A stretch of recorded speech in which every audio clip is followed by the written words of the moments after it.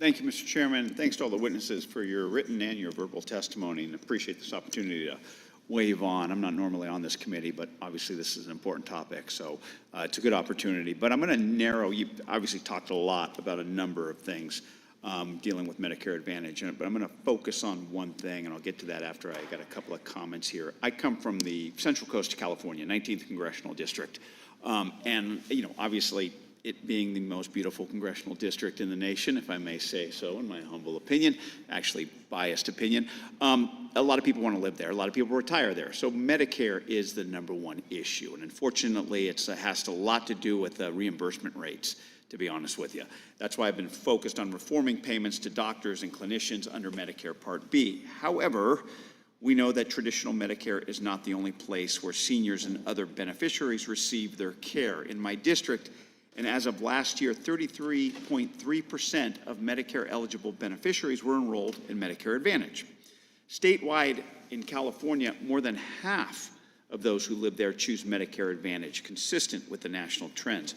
But what's troubling is the advent of these things called ghost networks, and that's going to be the crux of my questions. Unlike traditional Medicare, Advantage operates more like a typical commercial health plan, meaning patients have a private insurance company and seek care from providers in their networks. And like those of us who have commercial insurance, going out of network will cost you.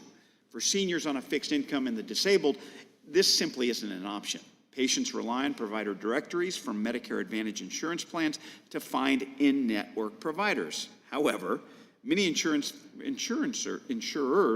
fail to update these directories, creating ghost networks of providers who are listed as options for care despite no longer practicing, no longer accepting patients, and are not part of the plan's network.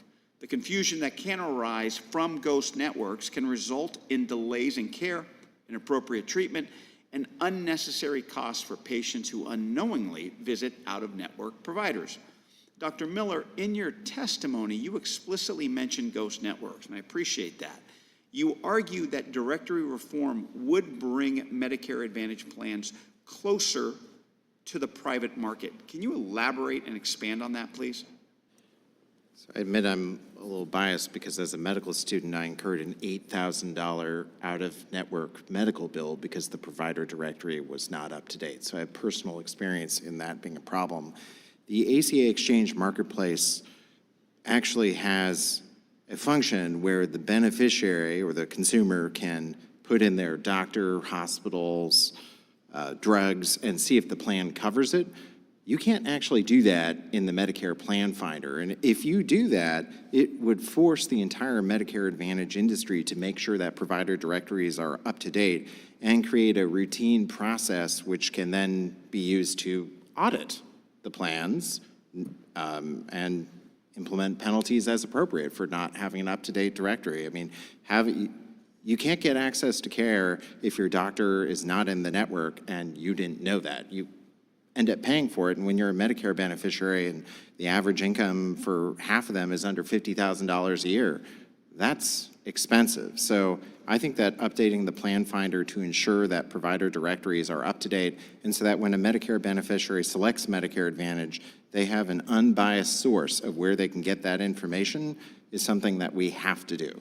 Yeah, thank you. Look, one of the reasons I like being on the Ways and Means Committee is there's members on both sides of the aisle that actually want to get stuff done. I've introduced a bill with Dr. Murphy, Mr. Schneider, Mr. Fitzpatrick, called the Requiring Enhanced and Accurate Lists, or REAL, Health Providers Act. The bill would require Medicare Advantage insurance plans to update their provider directories annually and ensure patients aren't left on the hook for out-of-pocket expenses like the one you described.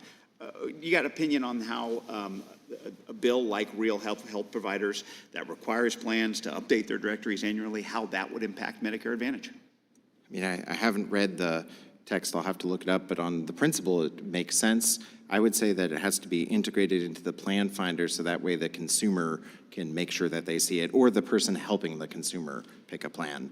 And I would say in addition to that, the Plan Finder should allow the beneficiary to compare fee-for-service, Medigap, and a standalone Part D plan with MA and see what their out-of-pocket premiums are and see what the trade-off of having lower out-of-pocket costs for premiums versus accepting a network. Because right now, the beneficiary can't figure that out from the plan finder. I appreciate that and look forward to working with you and all of you on fixing this. Thanks you, everybody. I yield back.